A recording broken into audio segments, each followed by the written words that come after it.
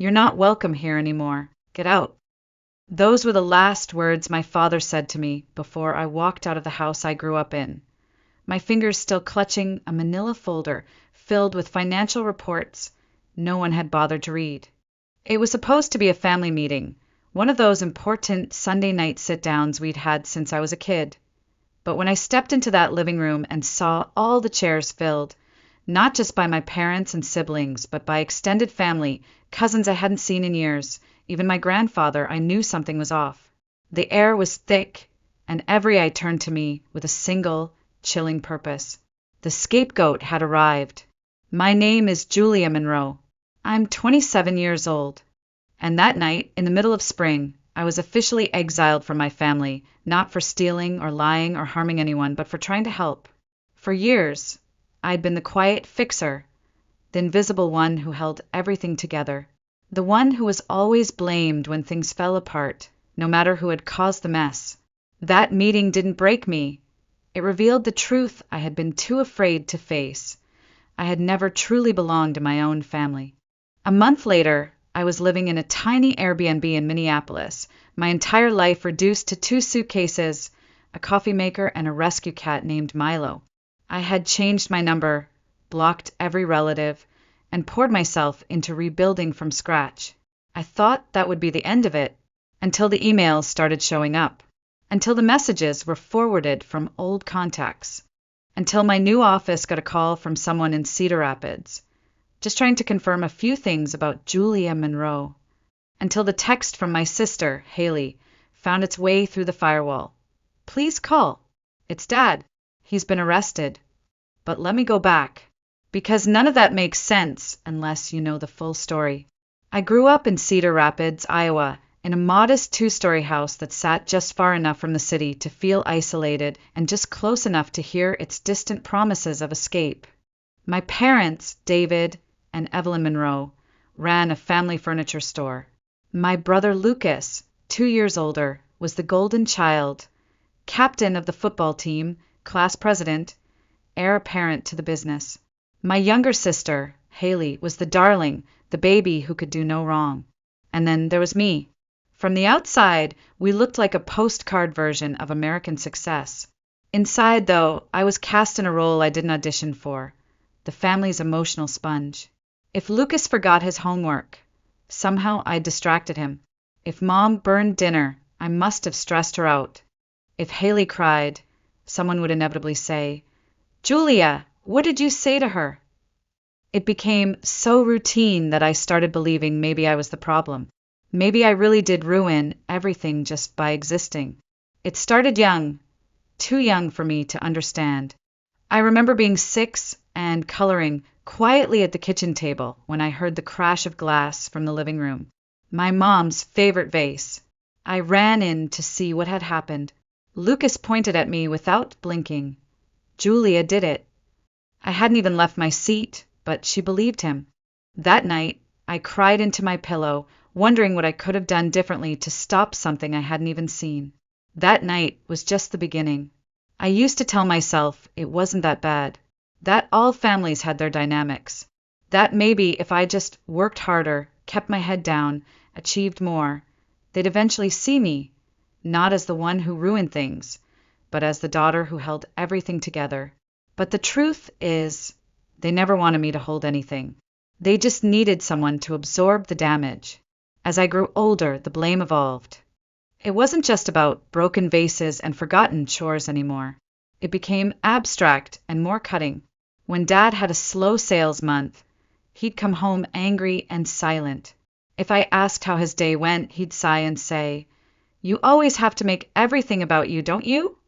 I was 12. I didn't know how to not be a burden. I just knew that my presence seemed to weigh more than anyone else's.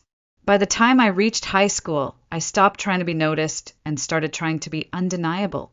Straight A's, student council, debate team, volunteering on weekends. I figured if I couldn't be loved, I could at least be necessary. My teachers adored me, and my guidance counselor, Mrs. Callahan, once told me, "You've got leadership written all over you. Honestly, Julia, any Ivy League would be lucky to have you." I remember floating home with that praise still echoing in my chest, only to be grounded in reality 5 minutes later. Ivy League. Dad had laughed. We're not made of money.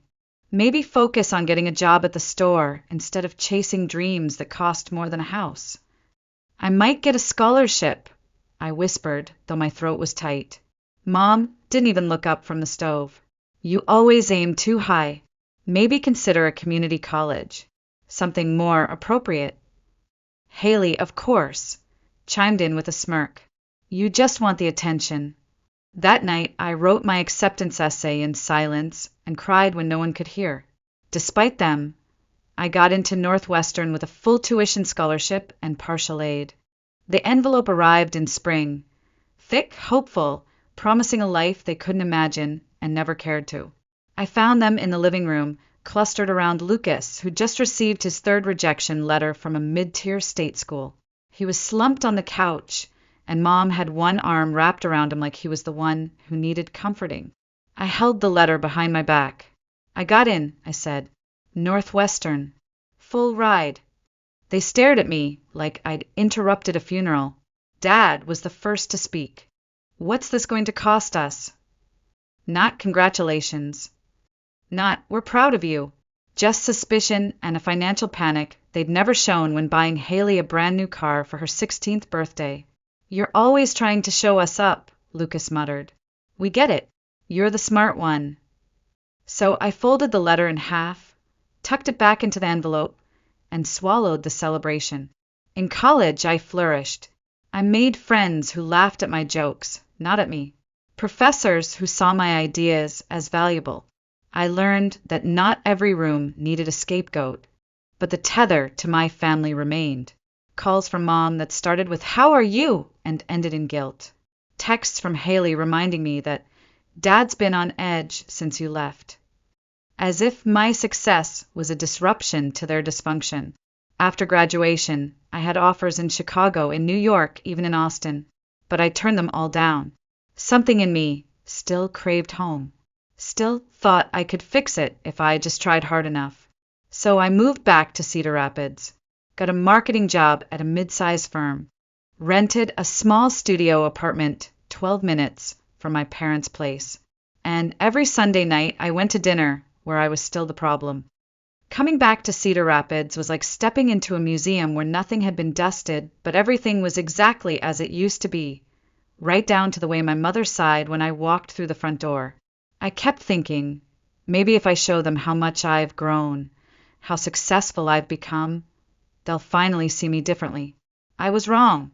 The Monroe family furniture store was struggling.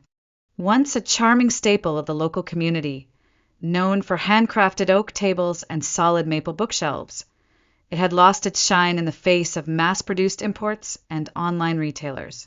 Still, my father clung to the business like it was his last breath. One Sunday dinner, between bites of meatloaf, Dad muttered something about declining foot traffic. I looked up, cautious but hopeful. I could help, I offered gently. Redesign the website, optimize it for mobile. Maybe run a few targeted ads, just to bring in some younger customers. He didn't even glance up from his plate. Marketing, he said, as if the word tasted bitter. You mean tricking people into buying crap they don't need. I felt the sting, but smiled anyway. Not tricking, storytelling. Showing people what your pieces mean. Sounds like fluff, Lucas chimed in. If it were that easy, we'd already be doing it. Haley giggled behind her wine glass. Maybe Julia wants to be the next CEO. I swallowed the lump in my throat and said nothing. But the next week, I showed up at the store anyway. No announcement. No big pitch. I just started working. Took pictures of the products. Built a Shopify site in my free time. Created an Instagram page with before and after room setups using their pieces. I even reached out to local photographers and offered a trade. Photo shoots for exposure and credit. Little by little, sales began to improve. A few customers mentioned they saw a nightstand on Instagram. A young couple said they discovered the website while searching for rustic, locally made furniture. Dad didn't say thank you, but he stopped calling marketing fluff, and that was enough for me for now. 3 months in, Mom asked if I could look over the business finances. "We've been under some pressure lately," she admitted over a lukewarm cup of chamomile tea. "The loan payments are getting heavy." "What loan?" I asked. She blinked. "The one we took out 2 years ago to renovate the showroom." I had never heard about it. That night, I stayed up cross-checking their business ledgers. What I found made my stomach churn. Multiple loans, some with steep interest rates, maxed out credit cards, overdue invoices, and a glaring cash flow problem. The store wasn't just struggling, it was bleeding out. The next morning, I met with my parents. "You should consider downsizing the warehouse," I said carefully. "Maybe liquidate some aging inventory. A flash sale might help bring in cash." My father's face turned a dangerous shade of red. "This is my business. I've run it since before you could spell your own name." "I'm not trying to take over," I said. "I'm trying to help." But help, in my family, had always been a double-edged sword. Weeks later, Dad came to me with a favor.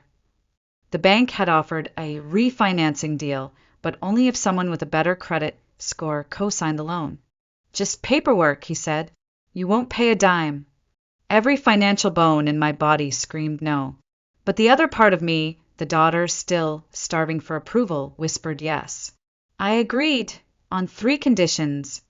I'd have access to the books, I'd be informed of any large expenses, and we'd meet monthly to review everything together. He agreed, reluctantly, and for a moment, just a moment, I thought we might actually fix this together. It started with a text from my mother, just one line. "Family meeting. Tomorrow. 6 p.m. You must be there." No heart emojis. No sweetheart or love you. Just cold formality, like a summons. Something in my gut twisted. I tried to ignore it, chalk it up to anxiety or overthinking. But by the time I pulled into the driveway the next evening, I knew this wasn't just a meeting. There were too many cars lined up along the street. My grandfather's Buick, Aunt Louise's red Honda, even my cousin Dylan's pickup from 2 towns over. I stepped out of my car slowly, clutching the folder I'd prepared with printouts, bank statements, and marketing metrics, just in case. I had no idea what I'd need to defend, but something told me I would be defending myself. The front door was unlocked. I stepped inside to silence. Then, suddenly, every voice stopped. A sea of eyes turned toward me from the living room. Dozens of them. My parents sat side by side on the couch. Lucas and Haley flanked them like bodyguards. Every other seat was taken. Aunts, uncles, cousins, even my old piano teacher from church. "There she is," Dad said flatly. "Now we can begin." I stood frozen at the threshold. "Begin what?" "The family situation," Mom said without looking at me. "The one you created." I don't understand." "Don't pretend," Haley snapped. "We know what you did." My grandfather, normally soft-spoken and kind, stared at me with open disappointment. I never thought one of my own grandchildren would destroy what we built. "What are you talking about?" I whispered, clutching my folder like a shield. "You came in here with your fancy degree," Dad thundered, "your big city ideas and marketing garbage, and you ruined our store." I blinked. "What?" "No, the online sales have been steadily increasing." "Don't you dare talk about data," he cut in. "Our regular customers stopped coming in. They said the store doesn't feel like theirs anymore. You scared them off." "My bridge club refuses to shop there now," Aunt Louise chimed in. "They say it's too modern, too cold." My mouth went dry. Why didn't anyone say something earlier? We could have adjusted. "You're supposed to be the expert," Mom said sharply. "We shouldn't have to hold your hand." One by one, they piled on. The website was too sleek. The fonts were too minimalist. The new social posts too unfamiliar. They even blamed the store's updated logo, something Dad had signed off on himself. Every creative decision I had made with care now weaponized against me. And then the financial accusations started. You told us to refinance, Dad growled. Now we're deeper in debt than ever. You were already in debt before that. I snapped before I could stop myself. Because of the gambling. The room went silent. My mother's face hardened. How dare you? I'm not attacking him. I'm stating facts. The withdrawals, the cash flow gap. This is exactly why you're not part of this family anymore, Lucas muttered. You always think you're better than us. You act like you care, Haley hissed. But all you do is make yourself the victim. You insisted on control, Dad said. Those loan conditions making me get your approval for every decision. You handcuffed me. To protect you, I said, nearly breathless. To protect all of us. You agreed to those terms. Under duress, he shouted. What choice did I have? You dangled your credit score over our heads. I opened the folder, trembling. This is the agreement you signed. We were forced to sign it. Mom spat, and look where it got us.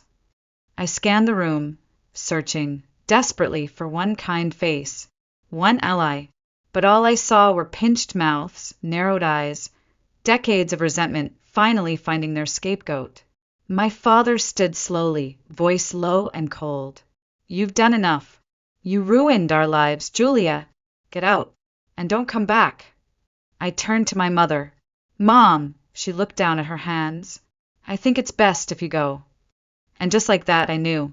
There was nothing left to fight for. I placed the folder on the coffee table, turned around and walked out. No one followed. No one called my name. No one stopped me.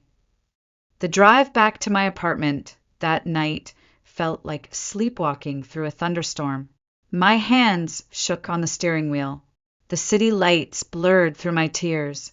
At red lights, I could still hear their voices, the accusations of betrayal, the final sentence carved into my chest like scripture. You ruined our lives. Get out. I didn't sleep. I paced the floor, hands numb, body vibrating with the kind of grief that has no name. By sunrise, I was at my dining table with a blank notebook, writing down every memory I could recall. Every moment they blamed me, minimized me, twisted my intentions, for full pages front and back. And I wasn't even halfway through. Somewhere between the memory of my 10th birthday being canceled for Lucas's football game and the time Haley threw a tantrum over a gift I couldn't afford, something inside me cracked open, not with pain, with clarity. What if I just left? Not the temporary kind of leaving, not sulking or silence, or skipping a few Sunday dinners. What if I actually walked away from the Monroe family for good? The thought terrified me, but it also tasted like freedom. That morning, I requested emergency leave from work. My boss, Megan, barely hesitated. Take what you need. And Julia, that Seattle position we discussed last year, the one you passed on, it's still open. Or if you'd rather stay closer, we've got expansion plans in Minneapolis. Just say the word. I didn't say the word. Not yet. But that conversation planted a seed. By noon, I had called my landlord. The lease buyout wasn't cheap, but manageable. I searched apartments in Minneapolis, crunched my savings, calculated a buffer. I went to the bank to double-check that all my accounts were solely in my name. I gathered documents, birth certificate, passport, degrees, and locked them in a fireproof box. I bought a prepaid burner phone, and I changed my number. The silence that followed was deafening and sacred. No more guilt-laced texts. No veiled manipulation. No sudden voicemails from Dad asking me to fix things he had broken. I blocked them all and forwarded my old number to a monitored voicemail just in case anything urgent came through. Then, I drove.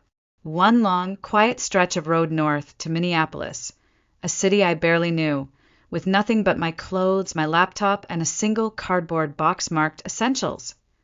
I rented a tiny Airbnb studio in the Whittier neighborhood. Bare walls, thin mattress, one window with a view of a fire escape. It felt like a sanctuary. Still, the first night, doubt came crashing in. Was I overreacting? Was I selfish? I reached for my phone out of habit, only to remember it was a clean slate now, no contacts, no history. And then the panic attack hit. 20 minutes on the floor, hyperventilating, sweating, certain I had made a terrible, irreversible mistake. But I didn't run back. Instead, I made a list, a 3-step plan. 1. Set up a remote work arrangement while I waited for the Minneapolis branch to finalize. 2. Find a permanent apartment. 3. Establish a routine, anything to ground me. The next morning, I walked to a nearby cafe with my laptop. The barista, a woman with a full sleeve of floral tattoos and a spark in her eye, noticed me fumbling with the Wi-Fi password. "First time here?" she asked, smiling. "First time in Minneapolis," I replied. "Well," she said, handing me a muffin I didn't order, then welcome. "I'm Sophia, and Café Salta is now officially your safe zone." That 5-minute interaction changed everything. I returned the next day, and the day after. Sophia introduced me to her partner, Adam, and a few of their friends who gathered at the cafe every Saturday morning to play cards and argue about poetry. For the first time in my life, no one asked what my family thought of me. No one needed a resume. I was just Julia, and that was enough. 3 weeks into my new life, I visited the phone store to disconnect the old number permanently. The clerk, a teenager with a nose ring and bored expression, offered one last option. "We can pull message logs or voicemails if you want to save anything." Curiosity got the better of me. I nodded. 20 minutes later, I was staring at a printout of 89 text messages, 26 voicemails, and 53 missed calls, all from Cedar Rapids. The earliest were filled with rage. "My father, stop this nonsense and call me back." "My mother, you're making things worse." "Lucas, you're always so dramatic." But as the weeks went on, the tone shifted. Confusion, then panic, then desperation. The last voicemail was from Haley. "Julia, it's bad. Like really bad. Dad's in trouble. Please call." I sat in the corner of the store, holding the printouts like a deck of secrets. I didn't cry. I didn't feel satisfaction either. Just a hollow ache that felt older than I was. That night, I got the call at work. "Julia Monroe?" "Yes. Speaking." "I've been trying to find you for weeks," the voice snapped. "It's Haley." My pulse quickened. "How did you get this number?" "It doesn't matter. You need to come home. Dad's case is going to court. His lawyer needs character witnesses. Also, the bank's asking questions about the loan. The one you co-signed." There it was, no greeting, no apology, no acknowledgement of the firestorm they had set. Just demands. "I'm not coming back to Cedar Rapids," I said evenly. "What? Don't be ridiculous. This is family." "You mean the same family that told me I ruined their lives and kicked me out of the house?" "That was just Dad being upset. You know how he gets." "I do," I said coldly. "That's exactly why I left." There was a pause, sharp and crackling through the line. Then came the guilt. "So you're just abandoning us? When things get hard?"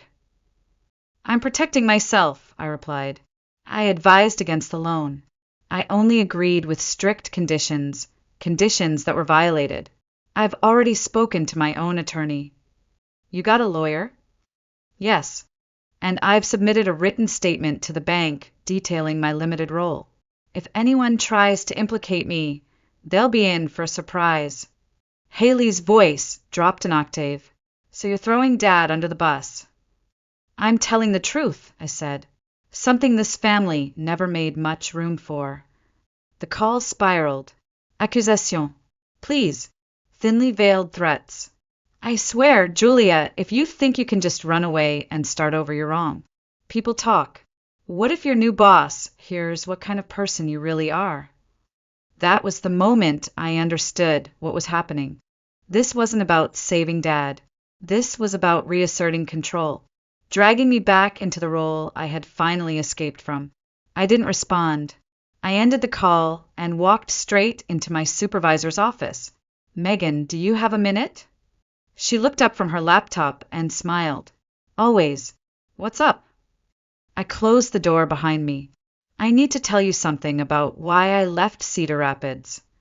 Over the next 30 minutes, I laid it all out. Family dysfunction. The store's collapse, the loan, the gambling, the threats. I didn't cry. I didn't sugarcoat. When I finished, Megan leaned back in her chair. Thank you for telling me. That took courage. And Julia, let me make this clear. Your work here speaks for itself. Whatever drama your family tries to stir up doesn't concern me. You're one of our strongest strategists. You've rebuilt entire brand portfolios under budget. She paused, then added, honestly, if your sister calls me with anything, it'll only make me admire you more. The relief was so overwhelming, I had to grip the armrest to steady myself. That night, a final message came in, forwarded from my old number. This isn't over. No name, but I knew the sender. I stared at it for a long moment. Then I hit delete. No reply, no panic, no guilt, because maybe it wasn't over for them. But for me, it was done. 6 months after I left Cedar Rapids, my life looked nothing like it used to. And for the first time, that was a good thing. My new apartment in Minneapolis wasn't fancy, but it felt like mine. Exposed brick, uneven hardwood floors, and giant windows that caught the morning light just right.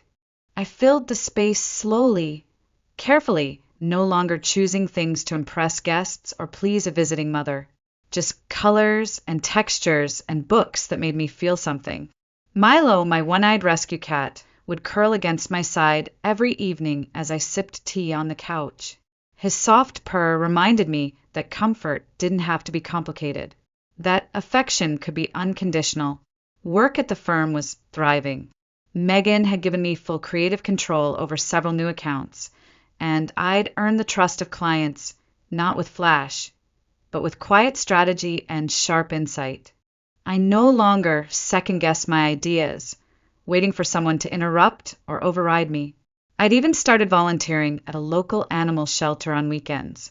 There was something deeply grounding about walking dogs who had no expectations of me, just joy at a leash and a gentle hand. The staff welcomed me in like I'd always been there. No questions asked, no histories dragged in. Still, some nights, I'd wake from dreams that left me breathless.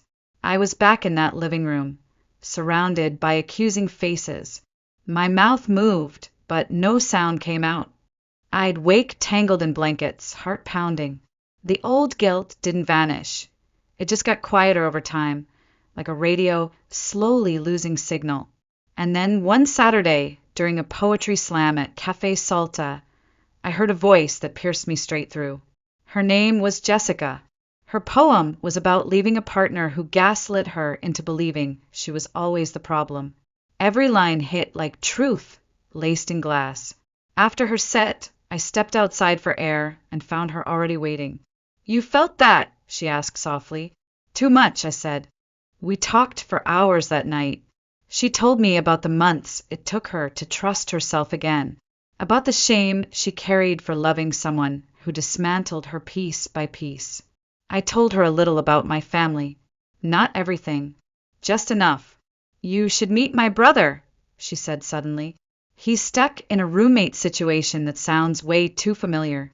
They blame him for everything, and he stays because he doesn't want to be dramatic. It's exhausting to watch. You'd get it. A week later, I met Michael, younger than me, kind eyes, slumped shoulders that reminded me of mirrors I'd long since thrown away. We met at a coffee shop. He was quiet at first. Then, slowly, his story poured out, how he cleaned up after everyone, absorbed tension like a sponge, always felt like his presence was the problem. I didn't offer advice. I told him what I'd learned the hard way. Being the scapegoat doesn't mean you're broken, I said. It just means you are surrounded by people who refuse to look in a mirror. He blinked, then smiled. No one's ever said that to me. From that day on, something shifted, not just in him, but in me. I started attending a support group for adults from dysfunctional families. Then I started co-facilitating, then leading. People came in with tear-streaked faces and stories so familiar they felt like pages from my old life. And I told them what I wish someone had told me sooner. You don't have to carry what was never yours. You don't have to stay just because they gave birth to you. You don't have to be the reason they never learned to change. And slowly, word by word, we healed. Not perfectly, not completely, but enough. The email came on a Wednesday morning. Subject: in town, would you consider coffee? It was from my mother. She wrote that she'd be in Minneapolis for medical consultation. Just her. No expectations. No talk of the past. Just a quiet request to see that I was okay. I stared at the message for a long time. Then I brought it to Dr. Klein, my therapist in Minneapolis. We discussed every possible outcome, every emotion it stirred up. I didn't want to punish her, but I didn't know her comfort either. In the end, I agreed. A 30-minute meeting. Neutral ground. A cafe in Pike Place Market with wide windows, lots of people and a clear exit. I got there early. My palms were sweating. When she arrived, I barely recognized her. She looked older, tired in a way I'd never seen before. No makeup, no practiced posture, just a small, hesitant woman who used to be the one I feared most. She stopped when she saw me and didn't move to hug. "Julia," she said softly, voice cracking like a twig. "You look well." "Thank you," I replied. "I am." We sat. We didn't order. We didn't touch. The silence hovered. Then, without prompting, she began. "Your father was sentenced last month. 2 years probation. The business is gone. We sold the house." Her voice didn't tremble. She'd rehearsed this. "I know," I said gently. "My attorney kept me informed." She looked away. "I still don't understand you," she said after a moment. "Even as a child you were so different, so quiet, so hard to reach." I didn't respond. She kept going. "You were always the one who absorbed everything. I think we got used to that, too used to it, until one day you didn't absorb it anymore." A silence passed between us, heavier than the first. Finally, she met my eyes. "I wanted to blame you for walking away, for not coming back, for letting the family fall apart. And now?" I asked, not accusing, just curious. "I see. We were broken long before you left. You just refused to keep pretending we weren't." It wasn't an apology, but it was the first time in my life she'd admitted anything. I nodded, keeping my voice even. "I'm building a life here, one that's good for me. I can't go back to the way things were." "I understand," she said. And this time maybe she meant it. We talked for a while longer, nothing deep, nothing painful. 30 minutes passed, and I stood to leave. She did too. At the door, she asked, "Would you be open to occasional calls? Maybe just to check in." I thought for a moment. "I'd be open to that, but only if you can respect my boundaries. I'm not here to fix anyone anymore." She nodded. "I'll try." We parted with an awkward half-hug that neither of us quite committed to. It was enough. Over the next few months, she called occasionally. Short conversations. Weather, books, recipes. Sometimes she'd ask about my job. I'd answer. But I never offered more than I wanted to. And she never pushed. My father called once. 6 months into his probation. He talked about rebuilding the family name, launching a new business. Wanted me involved. I declined.